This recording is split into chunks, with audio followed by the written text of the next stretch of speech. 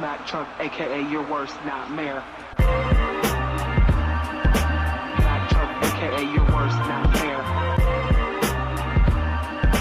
Mack Truck, aka your worst nightmare.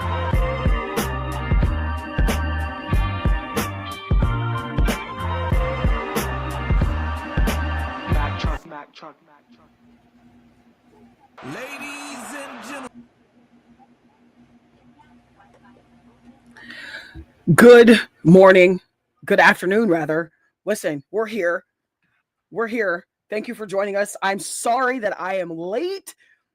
Had to do mom things today, but we're here. We're getting it together. We are live here, Mack Truck in the Morning, the Mack Truck podcast with you this afternoon. My name is Mack Truck. Thank you for joining me here.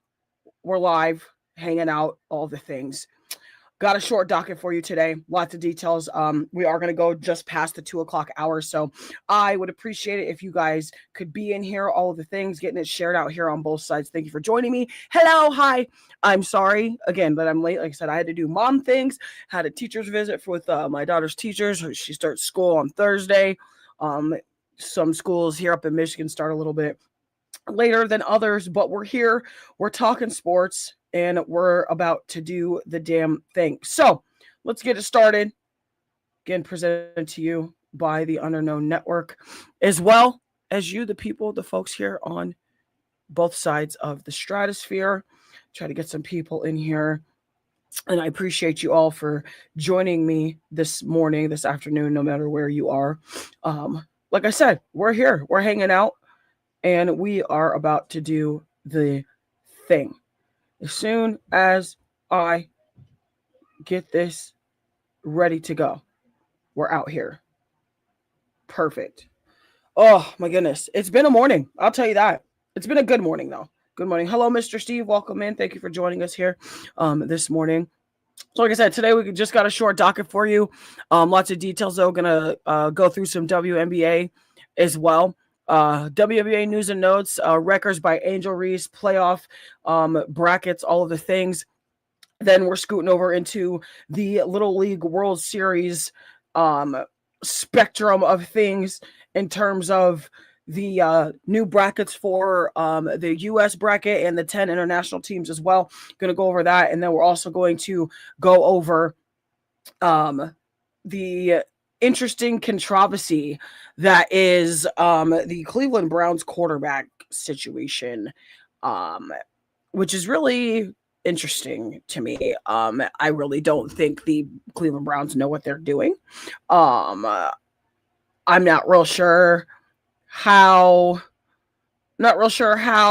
all this is going to go about. I'm not really sure what's going on. Like, I don't even know if the Browns know if they really want to start Deshaun Watson. Like, obviously he's been named the week 1 starter, and notice that it says week 1 starter, not the, not in its entirety, specifically just week 1. So we're going to hop into that. Like I said, I'm going to hop into some details about the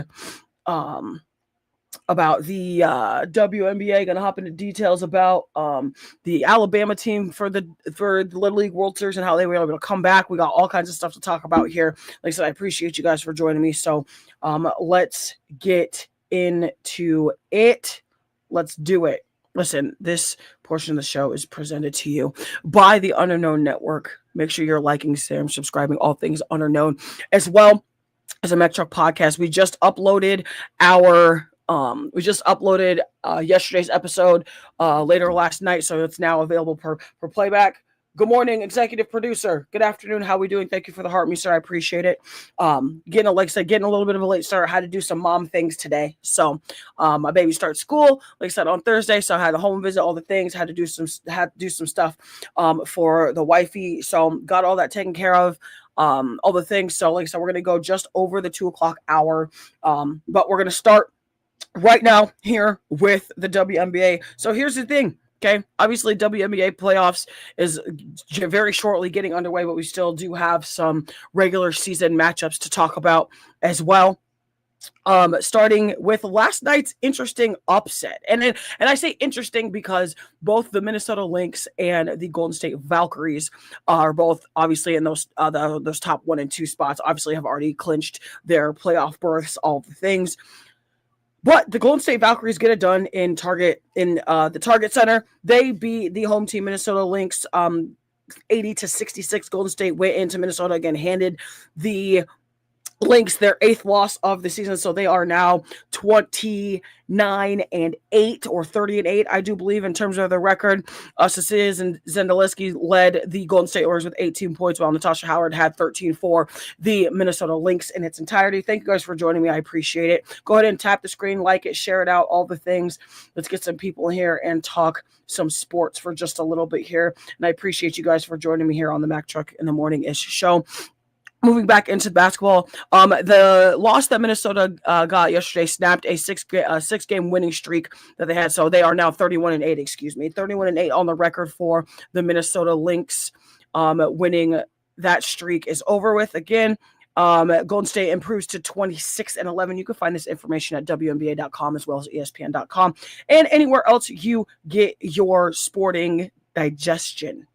In terms of sports information, all of the things. The Atlanta Dream grabbed this one in LA, or in Atlanta, 78-71. And listen, Angel Reese is out here making history, y'all.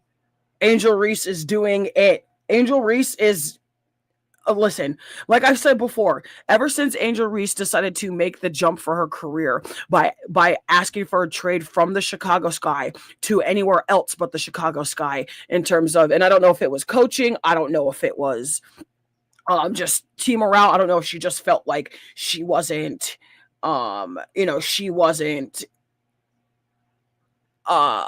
she wasn't being fed the ball. I don't know what those reasonings were, but the fact that she has been able to research her career and essentially restart her career and move her career over to Atlanta with Brianna Jones, with Jordan Canada, with Ryan Howard. Okay.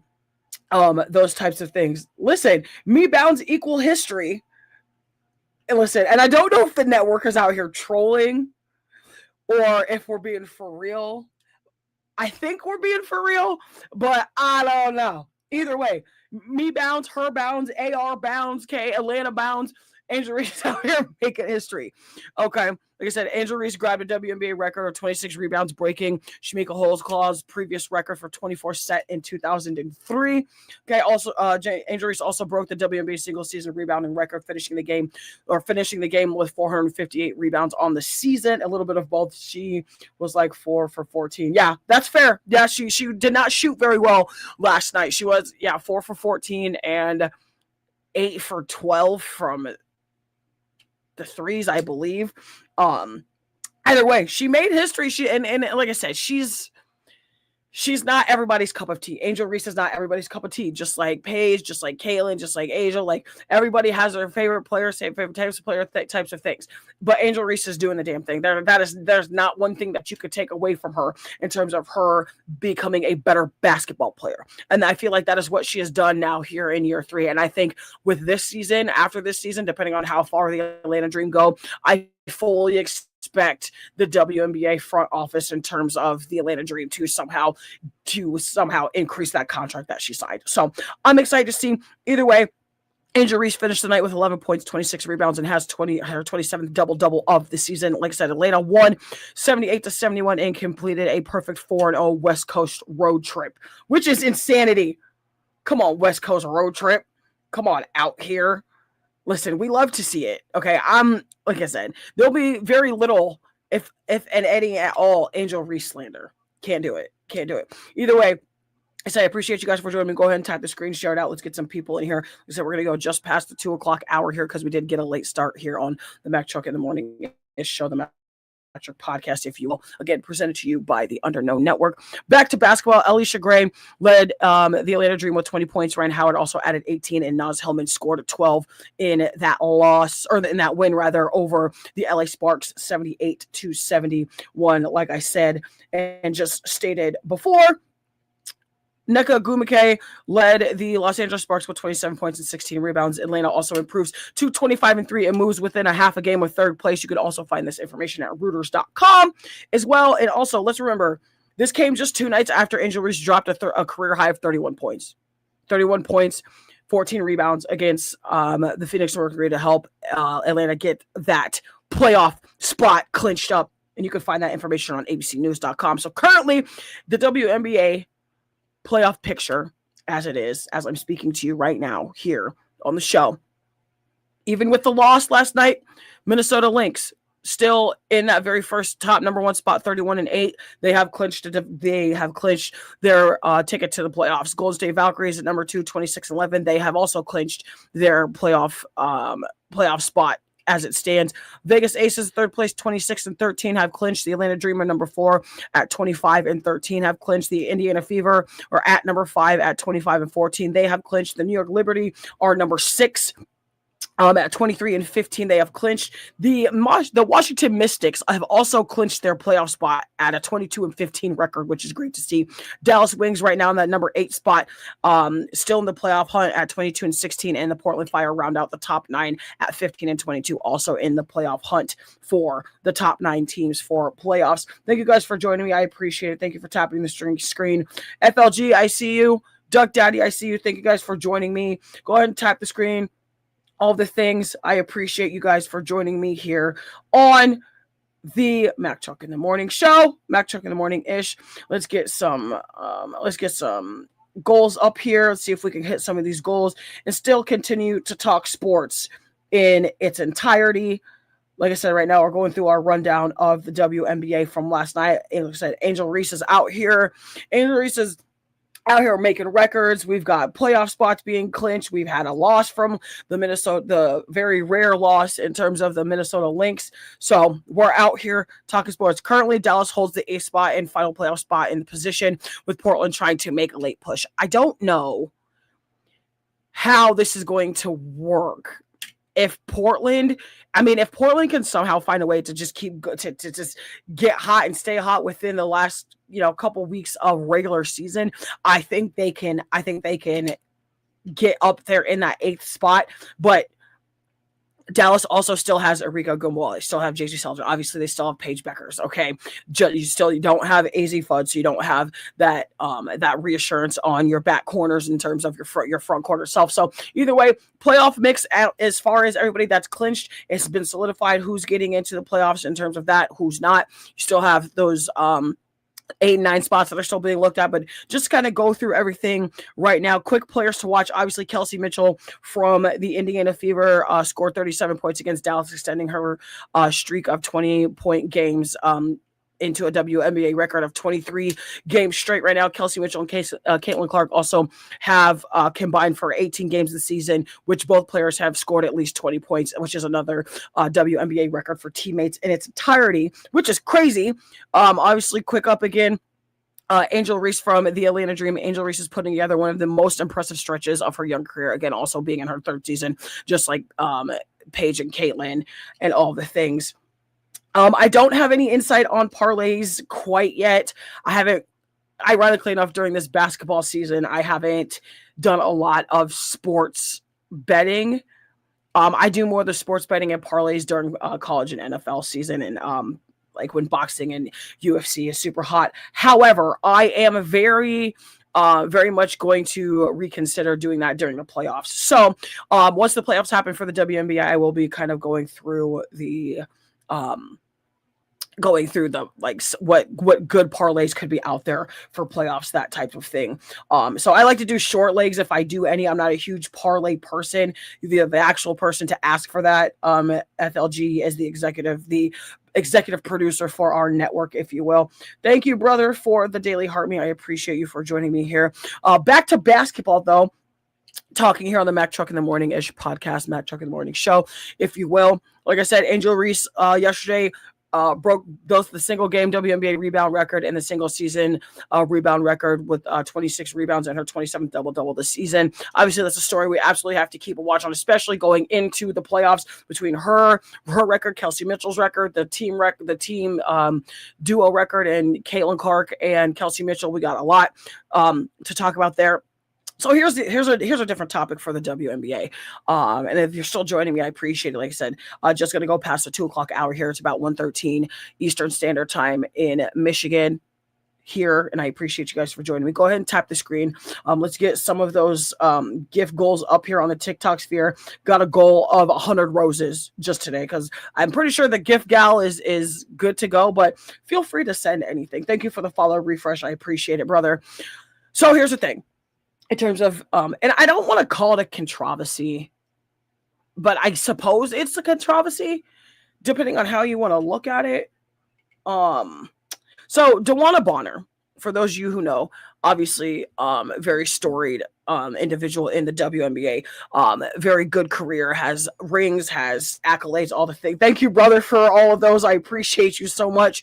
DeWanna Bonner and the Phoenix Mercury have agreed to a contract buyout. This is something that's been one of a kind. This is something, contract buyouts aren't new, but the timing of this specific contract buyout is interesting to me because like I said, it's the timing, and there's so many nuances that go with this conversation. So DeWanna Bonner and the Phoenix Mercury again have agreed to a contract buyout. Bonner is now a free agent and eligible to pursue on with any opportunity with a playoff contender.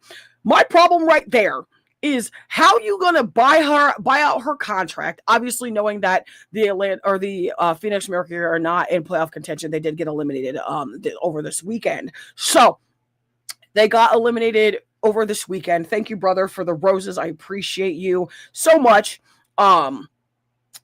So they get eliminated this playoff season. To get into the playoffs, all the things. They had a little bit of a rocky start, rocky season in its entirety. So you buy out her contract because you're obviously knowing that other teams may potentially need another 5. That is absolutely a thing. That's a thing. What I don't quite understand is if you were thinking about having them buy your contract out, why didn't you do it in the middle, or why didn't you do it closer to knowing that you guys were not going to be in playoff contention? I just think it's a little fishy, but either way, I completely understand it. Here is the rest of everything. So like I said, this is a significant move because we're all talking about, obviously, a 6-time WNBA All-Star, 2-time WNBA champion, one of the most accomplished veterans of her generation. Obviously, we know how storied her career has been. DeWanna Bonner is 39 years old and has spent 17 seasons in the WNBA. This is also reportedly her last season, so I do understand it on that front. She originally entered the league in 2009 after being selected 5th overall by the Phoenix Mercury. Now Phoenix is out of the playoff picture again, and the organization has given Bonner the opportunity to choose try to chase another championship. So here's the numbers so far. So through 37 games this season, DeWanna Bonner is averaging about 10.5 points, 10.6 per game, about 6 rebounds at 6.1 per game, and just over 1 steal. With 1.2 steals per game. Finished her Phoenix Mercury tenure with her final game coming just a couple nights ago on the 22nd against Atlanta. In that game, she did finish with 12 points, 9 rebounds, and 3 assists. She also shot 4 for 9 from the field and went 4 for 4 from the free throw line in the loss, in that 10-point loss to the Atlanta Dream, 99-89. Why this matters? So it's not just simply about being a veteran and buying out a contract. It's her trying to chase another ring before she calls it quits on her career. And I completely understand that. I completely get that concept of it all. I absolutely do. And I think the other thing with all this is that there are teams that have injuries. And ironically enough, myself and the boss man, shout out Evan Thunder Bradfield, obviously shout out the network, shout out J Flow, shout out J-Mac, all the things, FLG, on the map, everything with the network. We were having a conversation. In fact, he tagged me in a video on TikTok last night, and I looked at it. I'm like, okay, I forgot. So here's the other interesting part about this. So a couple nights ago, guard combo, guard 3-4-5 combo, Nalissa Smith got hurt.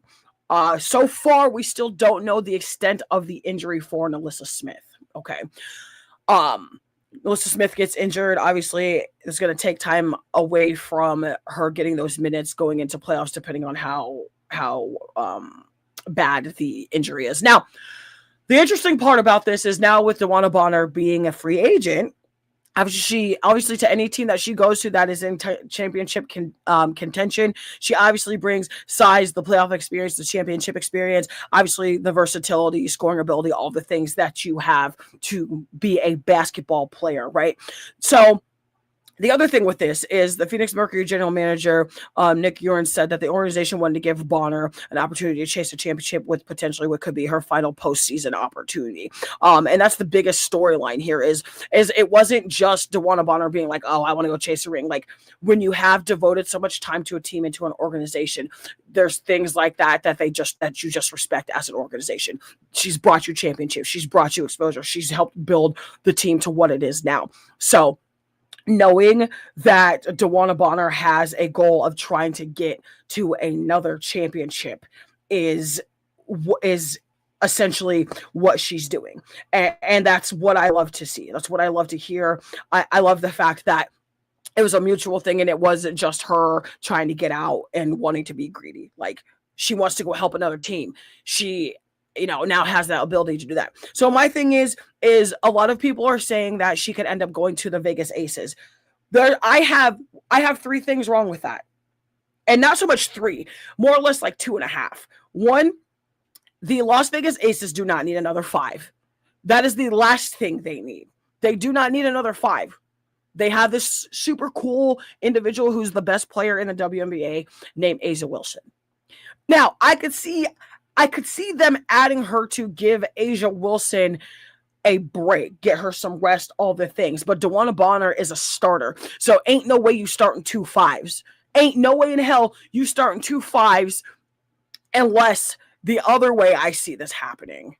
And I roll my eyes because if anybody knows me, y'all know how much beef I have with Kristen Bell. Okay.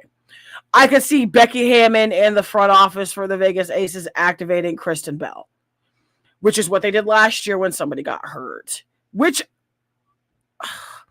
And I say this with like eye rolling, like with the eye rolls and all the things. Because what has Kristen Bell done to keep all the team outside of what she did last year? I don't understand. It makes 0 sense to me whatsoever. What has Kristen Bell done to warrant taking up space on a team? It doesn't make any sense to me. What has she done? Like, and I'm not saying that she's not a good player because she's obviously she's good enough to be still on the Vegas Aces. She's good enough to be on our roster. When she plays, she does produce a little bit for the most part. But I feel like every single time that I watch an Aces game or I watch a WNBA game or there's highlights, Kristen Bell is doing nothing but sitting on the back of the bench. She's not even dressed. It drives me insane. Either way, that's my little rant. I could see them being the front office of the Vegas Aces activating Kristen Bell. And in that case, I could see the starting 5 for the Aces going. I could see it being Chelsea Gray, Jackie Young, Jewel Lloyd at the 3.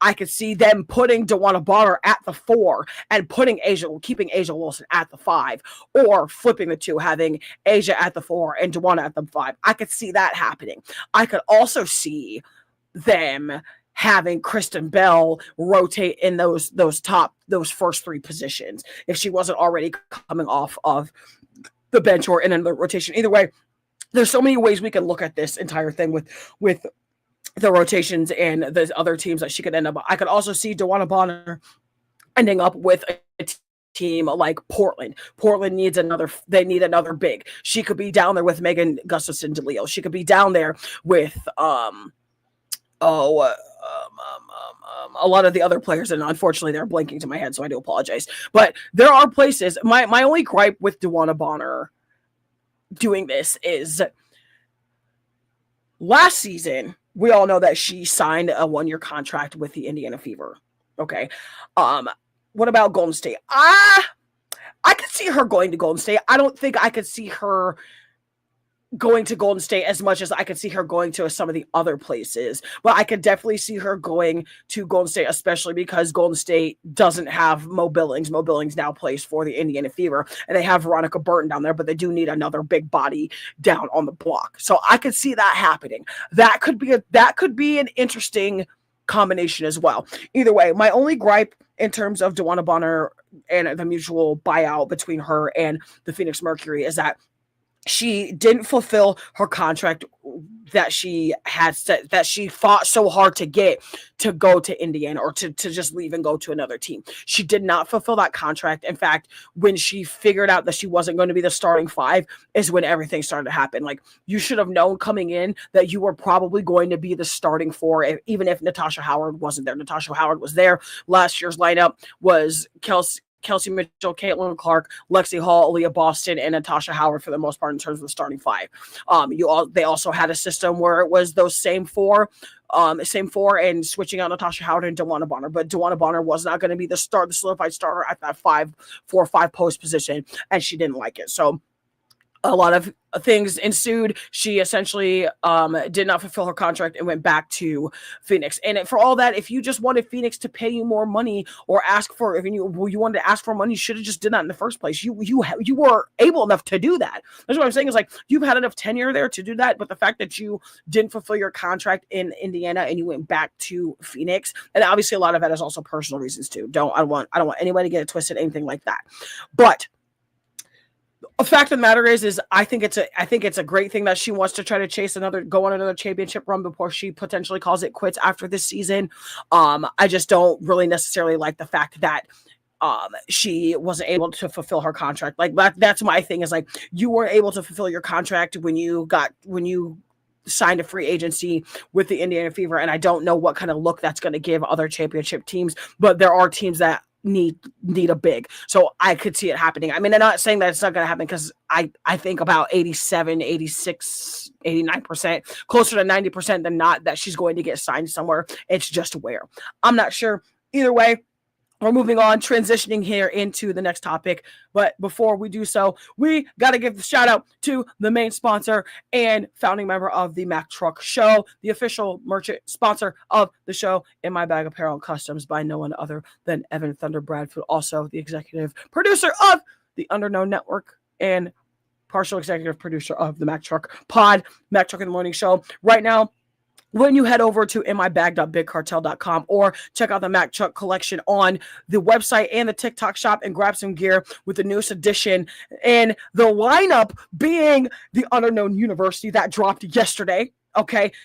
Just dropped yesterday, along with obviously still the great lines that we've already aforementioned in terms of West Coast Legends, Bulls Dynasty, and Ring Me. Plenty more coming your way in terms of everything with the squad, with the gear, everything In My Bag Apparel and Customs. Like I said, right now, head over to inmybag.bigcartel.com. Check out the TikTok shop as well. Grab your gear. Use the code word TRUCK, TRUCK. And show everybody that you're part of the Mack Truck family. Show everybody that you are on board with the Underknown Network as well as the In My Bag Apparel group. Listen, you got to rep the brand. Today, we're not. Everything is being washed, including Wild Willie. Kind of upset about it. It's okay. I was looking forward to wearing that, but we wear it tomorrow or the rest of the week. Either way, make sure you go over to inmybag.bigcartel.com or the TikTok shop. Use the code word truck for 15% off your entire first order. We're here. It's the Mack Truck Pod. We're talking sports, talking culture, your talk, my talk, all the culture. Make sure you represent. Back to the show. We're getting into the Little League World Series here. Like I said, I appreciate you guys for joining me here on the Mack Truck Show. Just about 1:30 here in the afternoon on a beautiful Tuesday, midday here. And we got our first Dirty Dr. Pepper of the week. First Dirty Dr. Pepper of the week. I love it. You love it. So good. So good. And also, random sidebar. I have frosted sugar cookie cold foam, and it's not even Christmas time yet. It's not even holiday time yet. But listen, this thing is so good. It's so good. It's so good. I can't get over it. It's so good. Either way, we're here talking sports. We're getting everything together. Talking Little League World Series. If y'all have not tuned into the Little League World Series, I don't know what y'all are doing out here. I don't know what we're doing. I don't know what you're doing with your free time outside of just not picking up the fact that this is a great time to be a sports fan, a good time to be a fan of youth sports, especially because I'm such an advocate for sports. I'm also such an advocate for keeping kids active, and I love when the Little League Softball World Series and the Little League Baseball World Series is on. Like, it's a great way to end the summer. It's a great way to showcase all the hard work that these kids have been doing, this entire baseball season, softball season up until now. So we're headed over to Williamsport, Pennsylvania. Again, the Little League World Series is heating up. We're getting closer to finding out who's going to play for the championship. 2026 Little League World Series features 20 teams, 10 from the United States and 10 from the international teams. Just so you guys know, in case you did not, it is a 20-team bracket, 10 from the U.S., 10 from the international leagues. The tournament runs through the 30th of August. You can find this at littleleaguebaseball.com as well as ESPN.com and anywhere you get your sporting ingestion in terms of information and all the things. Now, right now, the one team everybody has their eyes on, ironically enough, is from my home state of Iowa, Davenport Northwest Little League. Okay, we're going to talk about them and the two crazy, insane pitchers that they have on this team. And the one kid I have literally kind of attached myself to, it just in a good way, nothing crazy, just because the way he plays the game and how much he just does not care what people think about him is what I'm talking about. I love to see it. Either way, Monday's scores for the international bracket. Canada beats Panama in 7 innings, 3-2. Canada scored all 3 of its runs in the 7th inning and was held on to eliminate Panama. Panama has been very dominant in this tournament up until last night. Moving on, Japan versus Europe, Africa. Japan wins 3-2. Japan survived a close elimination game and moved on into the United States brackets here. Great Lakes versus the Southwest. The Great Lakes get this one done. Hamilton, Ohio eliminate Leon, Texas 6-1. Southeast versus the Mid-Atlantic in a close game. Southeast wins it 6-5. Phoenix City, Alabama, who has another phenom pitcher in themselves with Kenley Ramos. Kenley Ramos has also now tied the pitching strikeout record that was set by Monet Davis back in, I believe, 2014. When Monet Davis was on a Little League World Series team and pitched about 14 or more complete strikeouts during the tournament. So Kenley Ramos and the Phoenix City, Alabama Southeast team come back from a 5-0 deficit and win with a walk-off single in the 7th inning. And I'm here for it. Listen. I love it. I love it. And y'all know me, okay? Y'all know how I do. Obviously, if you know me personally, I play sports with the boys. Playing with boys don't scare me. It's not a thing. Things like that. I don't get intimidated by boys and men and athletics, all the things. I love to see a girl in a space that's dominated by dudes. And I love to see her out here dominating that space that's dominated by boys and by dudes. So shout out to Kenley Ramos, okay? Let's go. Let's keep it going. Sierra, everybody, welcome in. I thank you guys for joining me here. We're going over our recap of the Little League World Series and about to talk about the two phenoms. Just talked about one in Kenley Ramos for the Phoenix City, Alabama Southeast team. Going to move on into talking about the Davenport Northwest team from Iowa here during our recap. Like I said, all 4 of Monday's Little League games were elimination bracket games as well. So like I said, you could find this information at littleleaguebaseball.com as well. Where the tournament stands in terms of the U.S. bracket right now, the Mountain team is still alive in the winner's bracket at an undefeated 2-0. The Davenport, Iowa Northwest team is 2-1, still alive, headed to a huge matchup against the Mountain team this week. In the Metro itself, they are also 2-1, still alive, but now are facing the elimination bracket. The Great Lakes are 2-1, eliminated the Southwest on Monday and move on into the next phase of the bracket as well. The Southeast survived the Mid-Atlantic and remains alive at 2-1. The Northwest still struggling, facing the elimination bracket here at 1-2 Tuesday night tonight against the Southeastern team. The Mid-Atlantic has been eliminated at 0-3. The Southwest has been eliminated at 0-3. New England, surprisingly enough, has also been eliminated at 0-2. The West itself also has been eliminated at 0-2 as well. Moving into the international bracket. Thank you for the follow, Kevin. I appreciate it. Thank you for joining me. Go ahead and grab your daily heart me. Go ahead and message me if you want to talk, collaborate, because I do see that you are a content creator. So I appreciate that. Go ahead and tap the screen. Let's get this number from 116 to 0 or whatever, so we can stay ahead on both sides. I appreciate you guys for joining me here. Moving back into the international bracket for the Little League World Series. International bracket is as follows. Latin America stays unbeaten at 3-0. Curacao is also unbeaten at 2-0. Canada is 2-1, advanced Monday again by eliminating Panama. Japan, who ironically enough has been dominant in a lot of these tournaments every single summer season. Right now they are 2-1, advanced by eliminating Europe, Africa last night. Asia Pacific also same thing. Always very dominant in these Little League World Series tournaments, whether it's Little League Baseball or Little League Softball. Either way, they are 2-1, still alive here. Mexico is 1-2, still alive, facing the elimination bracket as well. Europe, Africa, 0-3 eliminated. Panama, 0-3 eliminated. Australia, 0-2 eliminated. And the Caribbean is 0-2 eliminated as well. The official tournament bracket confirms that the paths, confirms all the paths and all the current records. Again, you can find this at littleleaguebaseball.com. Now, real quick before we move into our last topic here of the day and have our special guest come in and say hi, as she always does. Big shout out, hashtag another thing, DT Major out here, part of the Underknown Network. Make sure you like, tap, share, and subscribe, tap in with him, tap in with everything on our show and our network as well. And huge shout out to the Tara Thomas Agency as well. Huge collab with the Underknown Network as well as On the Map and On the Map Music Reviews. Make sure you're following, liking, sharing, subscribing, all the things. Okay, because you're not going to get all the information and get the know-how until you get here with us on the Underknown Network. That's the only place to find it. Twyla, welcome in. Thank you for joining us. Everybody on the other side, thank you for joining. If you're seeing us on YouTube, Twitch, Discord, Facebook, anything, TikTok stream, the StreamYard itself, we're here talking sports. Finishing up our Little League World Series discussion here, talking about them phenoms in Davenport, Iowa. Okay, and seemingly enough, Iowa, for the past couple seasons, and I want to say about 4 to 5 seasons, they have been building up their exposure in terms of their Little League teams. So right now, the Davenport, Iowa Northwest Little League team is representing the Midwest region, and it's, like I said, it's currently 2-1 and at the World Series. They opened up the tournament by beating California's Sweetwater Valley Little League 1-0 in a combined no-hitter.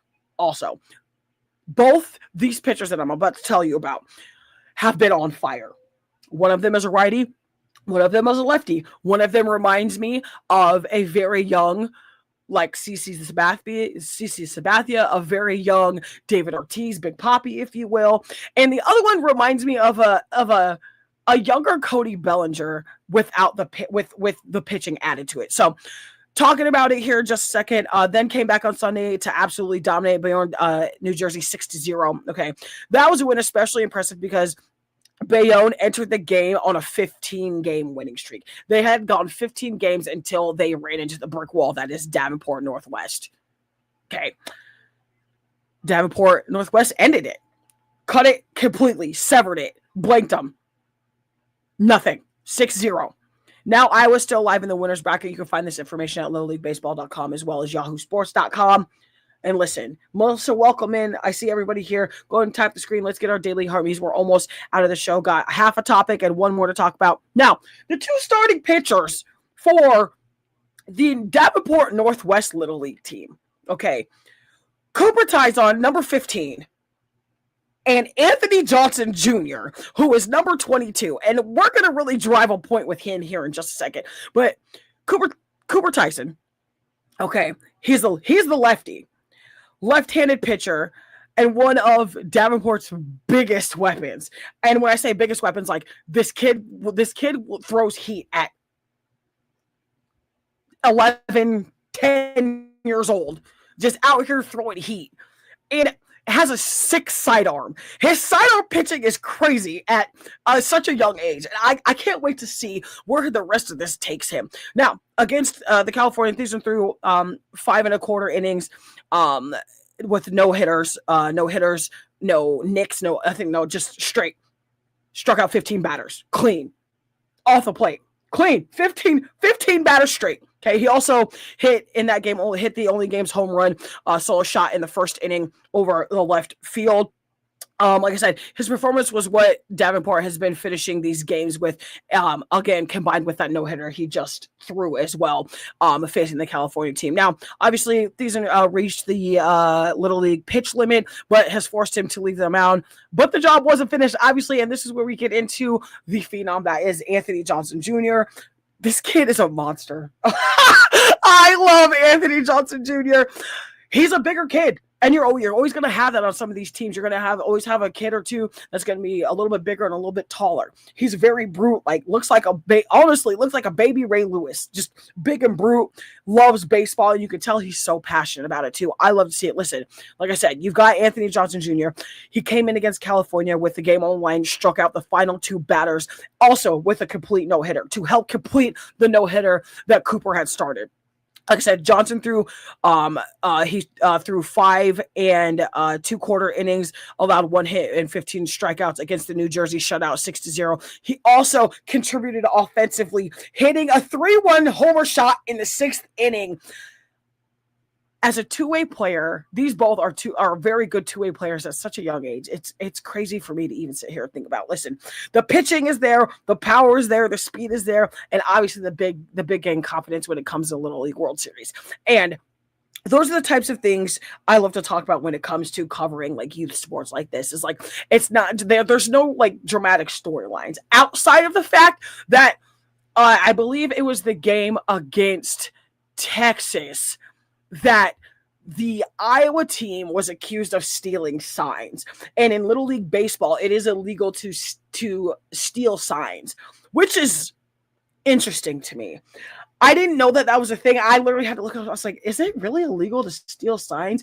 And I'm sitting here like these teams are so nitpicky about trying to pick up cues that batters on second and batters on first are, obviously if you're trying to get a sign or trying to get ahead of a pitch, you always look to your runner on second to see if they can pick up any tells. And that's for me the thing. If you're an athlete and your coaches are coaching, and teaching these players at a younger level to do high level things, what is the issue? If your batter or your base runner picks up on a tell from a pitcher or a catcher, I'm going to find a way to relate that to my batter at the plate. Or I'm going to find a way to relate that to my players in the dugout, my coach. I'm going to let my coach hey, this is what I'm seeing from second base. What's up, baby? Okay, you can come back in a minute. My special guest is already in here. So either way, to be accused of sign stealing in Little League Baseball because you're and I get it, you're that obsessed with making sure the game is pure and the game is fair across the board. I totally understand that 100%. However, to just nitpick the fact that one of the kids was pulling up his pants, or one of the kids was fixing the face shield on his helmet from one side, just moved his helmet, was adjusting, oh, you're stealing signs. That's not quite how that goes, but okay, I guess if that's how we're gonna look at this whole thing, it's rather interesting to me. Either way, they got accused of sign stealing. Obviously, everything was under review. Both teams got a warning. Nothing happened. Nothing came of it. Either way, I love to see it. I love to see that the Iowa team is making a good representation. And on top of that, and like I said, why this Davenport team from Iowa is so such a big story right now when it comes to the world of Little League Baseball is because Iowa has never won a Little League World Series championship. They have come dangerously close multiple times, but they have never won a championship in Little League Baseball. Okay. Davenport is now just 2 wins away from reaching the U.S. championship game. 2 wins, which is hard to do. It's hard to win back-to-back in a regular season of baseball, let alone in the Little League World Series and going into the championship bracket. It's hard to do that, okay? Cooper and Anthony both have combined for 44 strikeouts during the Davenport's regional tournament run, and now the team went 4-0 in 4-0 to win the Midwest championship in itself. You can find that at sungazette.com as well. What's next for Davenport Northwest? Okay. Will face Paseo Verde Little League from Henderson, Nevada in the mountain region. That game is scheduled for tomorrow night, Wednesday, August 26th at 3 p.m. Eastern Standard Time, which means I will be at work and I will miss a lot of it, but I will be tuning in during breaks and having the scores right on my phone because y'all know how I do. The winner obviously moves on towards the U.S. Championship. The loser drops into the elimination side of the bracket. Again, you can find this information on LittleLeagueBaseball.com as well as the Sun Gazette, ESPN.com as well, or wherever you get your sporting information. Listen, we got just a couple more points here before we end the show and before I have my little guest come back and say hi to everybody because she loves to do it. Either way, the talking point here is, can Davenport Northwest become the first Iowa team to reach a Little League World Series championship game? Because Davenport East did it in 2000, 26 years ago. 26. I'm 34. For the record, I'll be 35 in January. 26 is crazy. 26 years is crazy. You've got Cooper. You've got AJ Jr. You've got a team that's already beaten California and New Jersey and a lot of the teams in the Boston area, the New England area. People don't understand that teams and athletes from the Midwest also play sports at a high level. Okay. Either way, now they have to start. Now they're staring down Nevada. Okay. And the dream is still alive for Davenport, Iowa. Obviously, I'm pulling for them. Also, definitely pulling for Phoenix City, Alabama, and Kinley Ramis. Again, huge shout out to Kinley Ramis. Out here just throwing bombs, throwing nukes. We love it. Pitching is there. All of the things. Listen, Iowa could make a serious run in Williamsport. They already have started to. I need them to keep the streak alive. Need to see that needs to be a thing. This entire bracket itself, this entire tournament, as far as the 20-team, 10-team from each U.S. and international, is such a good idea. I love how they've spruced it up. They've changed it. The system itself has pretty much stayed the same, but there's more versatility. More teams can enter from multiple areas and in multiple states, multiple locations. It's wonderful. Before we move on into this controversy that is the Cleveland Browns and Deshaun Watson and Shedeur Sanders quarterback controversy, got to give a shout out to the network. As always, like I said, before we move on, make sure you're locked in with the Underknown Network, bringing you sports, conversations, content, pop culture, music culture, and all things underknown. Okay, right now, like I said, follow the Underknown Network everywhere. Discord, Twitch, YouTube, TikTok in itself. Make sure you're following On the Map music reviews, okay? We're following everything with DT Major. Find out what that dude bigs. Obviously, the Mac Truck Show in itself, FLG Game Flow, and Recognized Game that's coming back to you, I believe, this week, if I remember correctly. I do know that we had to reschedule the re-debut of the Recognized Game podcast in itself. But like I said, stay tuned, stay locked in for all of the aspiring artists. If you want your music and material out there, make sure you follow On the Map and get your music to the link in their bio. I don't know if there's any reviews this week. I don't know if there is an On the Map show. I'm still waiting to hear. If the boss man could share that up for me real fast, that would be fantastic. Either way, moving on into the last topic here of the show. And like I said, I appreciate you guys for joining me here on. Okay, I must have missed it or over. Oh, that's right. I lied. 8:27. Okay. 3 p.m. Eastern Standard Time, I believe. 7 a.m. is On the Map. Make sure you tune in, like, share, and subscribe. All things On the Map. Make sure you tune in for the 7 a.m. content and interview. We're here for it. Like I said, I realized that was in the text messages on the show phone, and I'm on the show phone, so I had to switch over and look. So I appreciate you guys for sharing that up for me. But let's get into it. Okay.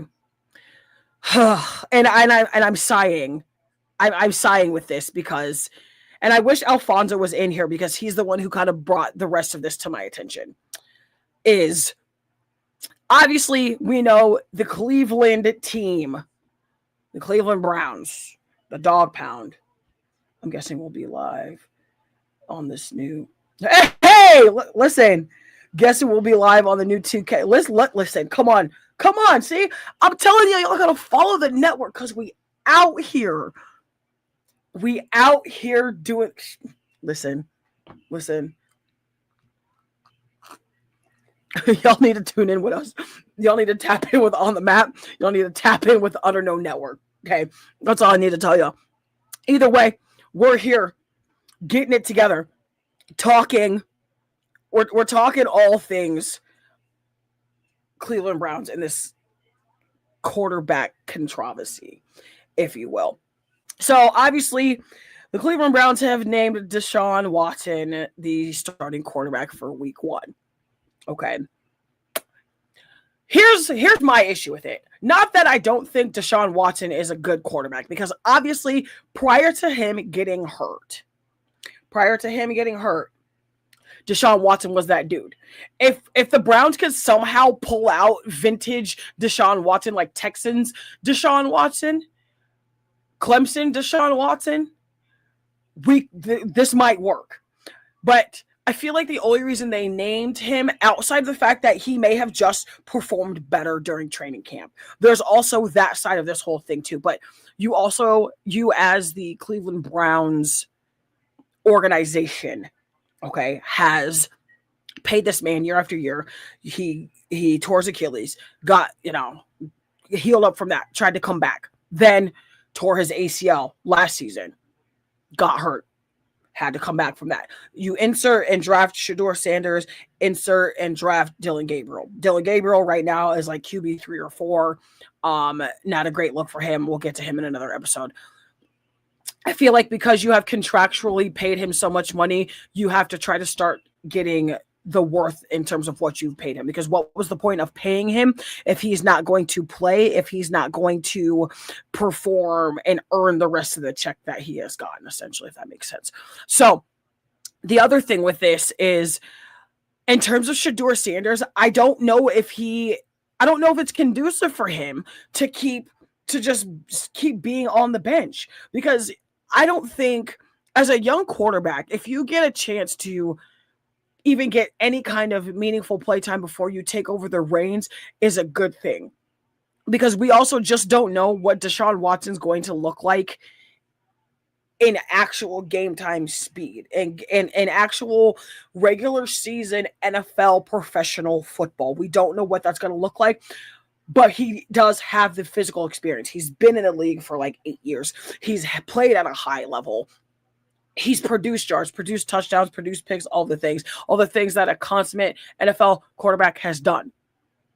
But I feel like you're holding Shedeur Sanders back by still keeping him on the bench. But the one thing that stuck out to me was 90% of the time when teams make their announcements in terms of who the starting quarterback is, or will be, those types of things, is they just kind of indefinitely say it, obviously, unless like an injury happens or unless they're up by 500 points, whatever that looks like. But, Kyler Murray has been named the starting quarterback for the Minnesota Vikings. Obviously, Dak Prescott, Brock Purdy, Bo Nix, everybody has been solidified as the current and indefinite starting quarterback for their team. Deshaun Watson has only been named the starting quarterback for Week 1, which, to me, as a player and as a fan, tells me that this quarterback competition in Cleveland is still going on. But what I want to know is, what are they actually doing? Like, what is Todd Monken actually trying to achieve with just stating that Deshaun Watson is the starting quarterback for Week 1? For all that, you might as well have just said we're having an active quarterback conversation or competition, debate, whatever you want to call it. It's still active and there's nothing super solidified right now. Like, that's what I'm trying to understand with all of this entire thing. So that's just me. I want to know what your guys' thoughts are. So if you want to, go ahead and put them in the chat and we can go ahead and go from there. If there's anybody that wants to add to the conversation in its entirety, drop a comment in the chat, if you will. It also, for me, solidifies the fact that nothing is solidified, if that makes sense. Like, nothing is permanent. Like, you can get your spot as quick and as easy as you did, and you can have your spot taken away as quick and as easy as you did. So that's the thing for me is where does the entirety of this thing go for the Cleveland Browns? Like, and if I'm Shador, here's the other thing is outside the fact that Shador Sanders is Deion Sanders' son. Obviously, we know that that's a thing. He is polarizing in his own right, but he is also a good football player. Obviously, he is not the best. Obviously, still has things to work on, just like every other athlete, every person on the entire planet Earth. But now that you're in the NFL, where you got drafted doesn't necessarily matter. You are an NFL quarterback in Shador Sanders.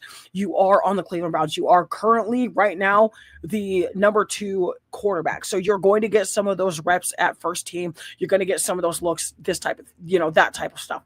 My question, if I'm Shador Sanders, is if I don't start to get some kind of opportunity to showcase what I have been able to learn since I got drafted by being able to start, being able to have 1 or 2 games where I'm named the starting quarterback and I can showcase the things that Deshaun Watson hasn't, or re-showcase some of the things that I have been struggling as a quarterback. Like, you got to get those opportunities. And I'm not sitting here saying that Todd Monken is not going to do that, because obviously he's made a lot of changes already.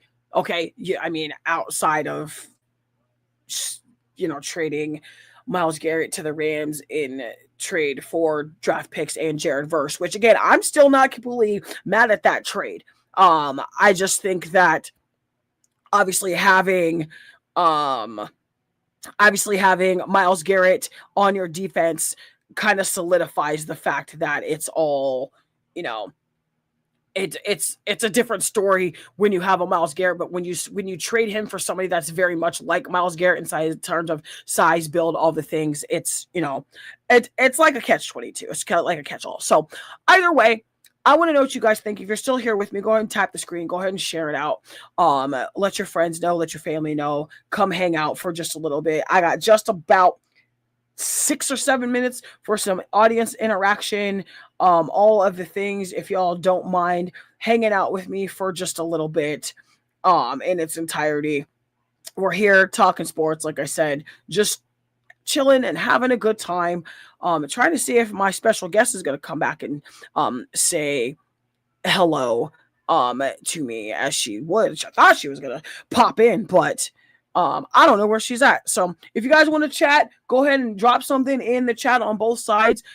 If you have any questions, comments, concerns, if you just want to throw me a gift, if you just want to pop it and say hi, I would appreciate it. Okay.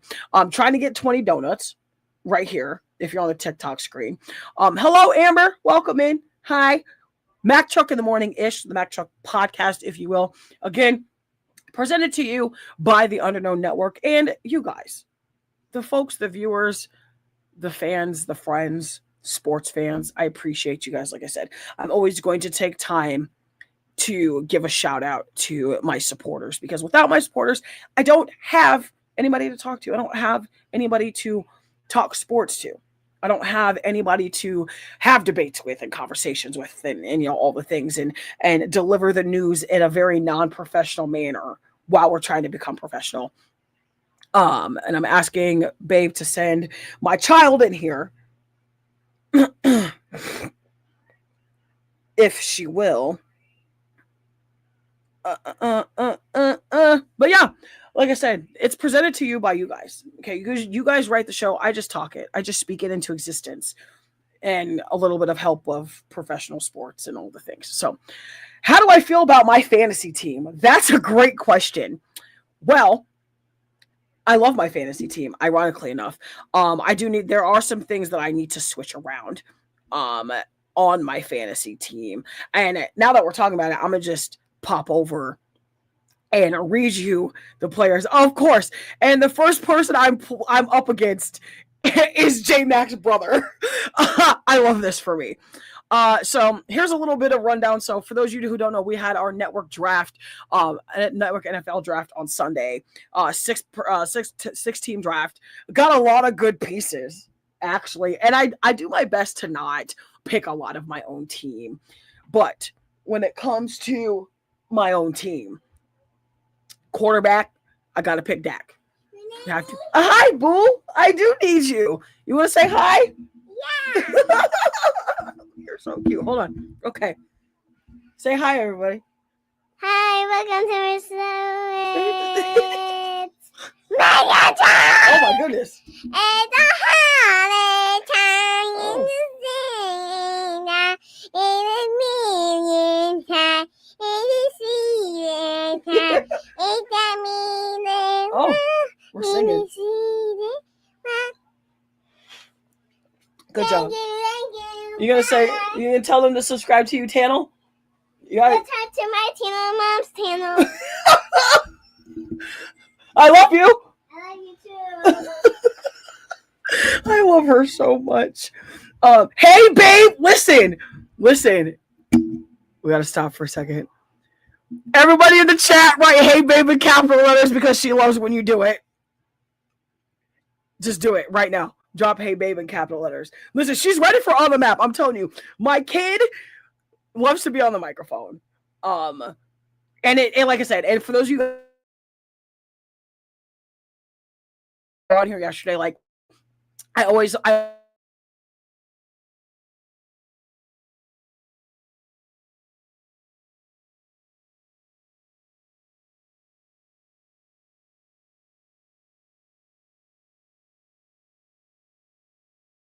she may want to on a microphone. She's very artistic, loves to sing, loves to dance, loves to draw. All things 4-year-olds do. I love this for us. And yeah, and listen, is my team really half Cowboys? It can't be. Now I gotta look. Okay, so I have Patrick Mahomes, Dak Prescott, Jonathan Taylor, Kenneth Walker, Amon-Ra St. Brown, CD Lamb. No, none of y'all was getting CD Lamb. I'm sorry. Y'all was not getting CD Lamb. I don't care if there's other people better. You're not getting CD Lamb. T. Higgins, Dalton Kincaid, Quinshawn Junkins, Devontae Adams, Ramondre Stevenson, Brandon Aubrey, and the Texas defense for my starters. There's only 3 Cowboys on there as far as the starting lineup. Then on my bench, I have Brock Purdy, Travis Hunter, gotta have Mac Hollins. There's no debate there. Have to have Mac Hollins. Anybody with the name of Mac is a goon. Okay. And yes, I'm biased. Okay. Biased as hell. Travis Hunter, Mac Hollins, Deebo Samuel, and Christian Watson. So I only have like 3 Cowboys. Yeah, I have Dak, I have Brandon Aubrey, and CD Lamb. And I'm honestly kind of surprised at myself because I almost went for George Pickens. Okay. Almost went for George Pickens, but I'm like, no, let me not be too much of a homer. You want to say something else? Okay, what else? Subscribe to Mama Mac's channel. Subscribe to Mama Mac's channel. I love her so much. Oh, also, babe, if you want to come say hi to the people, please do. This is a family-friendly event. Oh, here we come. I'll say hi. You want to say? She just wants to keep saying hi. Okay, what else do you want to say, boo? We have a tiny song, please. You have a tiny song.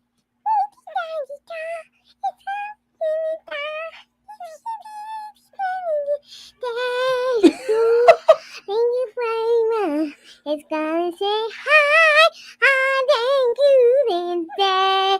Good sky to Mama Mac in the sun. Good sky to Mama Mac.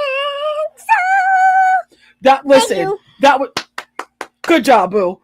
Good. Listen, you ready for American Idol? You ready for On the Map? I love this kid so much. Oh my goodness. Either way, I don't have a lot of Cowboys, at least on this one. On my I have a fantasy league with a lot of my old teammates that I play football with. Some old. I need a time. You're just okay. Oh my goodness. Hold on. Listen, sis. Let's before we break the fiber brack. Okay, go ahead. Coupon day. Oh God, coupon day. Listen, Coupon day. she has an obsession with coupon day because her daddy is like a huge couponing fiend. Like we call him Coupon Daddy because that's like his hobby is like coupon clipping, and so she knows that coupon day is Saturdays. So that's like her thing now. Hi, Khaleesi, welcome in. It's her little heart is just so pure, and it just makes me happy as a mother, as a bonus mom, as a wife, as a spouse, as everything under the sun. Like I'm so proud of her. I'm so proud to be in her life. I'm so proud to just be able to watch her grow and watch her do things like that and make up a song about subscribing to Mama Mac's channel. That's what it is. I love this for me. Either way, back to our fantasy, just quick fantasy talk. Like I said, I don't have a lot of Dallas Cowboys on this sleeper draft. She's 4 going on 40. She is 4 going on 40. She is something else. She's a little spitfire. I'm not really sure where she got her attitude from, her mother. But that's fine. This is what we're here for. What's up, Nader Gator? Welcome in. Big shout out to Babe with the gifting and all the things. I appreciate you, my love. But as far as like I said, going back to my fantasy for with my old teammates and coaches, I do that team. I believe is like at least half Cowboys. That I can confidently say. In fact, I might just go back and look here really quick while we're closing out the show. If you guys are just joining us, we did have to start a little bit late, so we are going just a little bit late right now, but I am about to sign off for the day. Again, back here at 12:30 every day, 12:30 to 2 p.m. Eastern Standard Time. Looking forward to possibly switching up our times by just 30 minutes or more one way or the other. So I'm going to make that group chat here tonight, and I need somebody in the chat to hold me accountable to do that because I keep forgetting every time I get home from work. So somebody would kindly remind me, text me, boot me in the head, and tell me that I need to create the Mack Truck community chat so I can get everybody's feedback. And because like I said, this is a community show. You guys build the show. I just talk about the topics and we interact from there. So somebody please remind me. I don't care if it's multiple reminders because I will forget, because when I get home from work, normally I'll harass my wife, all the things. And then once we settle down, I have to put this afternoon show out there for the playback. Then I work on the docket and all the things for the next show. And in that, I need to put together the chat. So I would appreciate it if you guys did that. Minda, welcome for the show. Welcome to the show. Thank you for joining us, all of the things. Thank you for the, yes, boo-boo. I have a huge announcement. You? Yeah. What? Dolly Parton died. What? Yes. Breaking news here on the Mack Truck Show. Longtime country phenom and legend Dolly Parton is dead has passed away at 80 years old. 80 years old. Yeah. Listen, boss lady just walked up in here and goes, I had a big enough list. I thought we hit the lottery or something. We did not hit the lottery. Let me see. Okay. Yeah. TMZ. Dolly Parton has died at 80 years old. Oh my goodness. Listen. Right there. And right there, if you guys can see it. Oh my gosh. Oh my That god. is, oh my gosh. That's my crazy. God. Oh my gosh. I can't believe she's... No more books. What? I'm upset. Now I gotta listen to 9 to 5 on repeat. I have to listen to 9 to 5 on repeat for the next week. Sterling wants me to say 2 words. What's 2 words? Coupon day! Coupon day! And subscribe to Mom Mac's channel. Subscribe to Mama Mac's channel. Listen, to Mom's channel. to Mom's channel. Subscribe to the Mom Brew channel. Subscribe to the Mom Brew channel. Listen, Yes. like I said, this is a community and family show here. Honey doo doo. Okay, listen, I'm gonna go through my fantasy team on my other side because, like I said, I'm pretty sure I have mostly Cowboys. Dak Prescott, Saquon Barkley, David Montgomery, Jamar Chase, Nico Collins, Brock Bowers, Sam Laporta. I do have the Dallas defense. Drew Stevens, Bradley Pinion, and Kevin O.C. as the head coach for that. Hey, baby girl. Fernando Mendoza, Noah Fant, Kyle Manungai, Alec Pierce, Khalil Shakir, Mr. Washington, Xavier Worthy for the other one. So not too many Dallas Cowboys over there either. Thank you for the daily harmony. I appreciate it. I can't believe Dolly Parton died. I know. I'm sick over it. I'm shook. Listen, y'all, that's all we got for the show today. Go look for the playback later tonight. Make sure you like, share, and follow, subscribe, all things to the Underdog Network, all the shows. Make sure you're following my girl Callisti for all things gamer and streaming network. Make sure you're following JFlow for the exact same thing. Make sure you are repping the brand In My Bag Apparel and Customs. Make sure you're getting all your music links to On the Map to be exposed and to get on the show. Make sure you're, for all things mommy and wife life, subscribe to the Mom Brew Pod. Football. She's watching football. My daughter's watching football. Like I said, I'm breeding a linebacker. Okay, breeding a linebacker or a dancer or whatever she wants to do. Either way, make sure you tune in, share, and subscribe. All the things. We'll be back tomorrow, 12:30 Eastern to 2 p.m. Eastern Standard Time. My name is Mack Truck. I love you all. Does anybody else have anything to say before we pop out of here? If not, I appreciate you guys being here. Also, I dropped a video on this page about this whole the whole conversation about Dewana Bonner. I want to know what you guys think. I want to get some exposure with this. So tap it up, comment it out, share it out, all the things. Let's do it. Listen, my name is Mack Truck. I will see you tomorrow. Stay tuned and stay sporty. Green bean casserole sucks. If you like it, you have no taste in your life.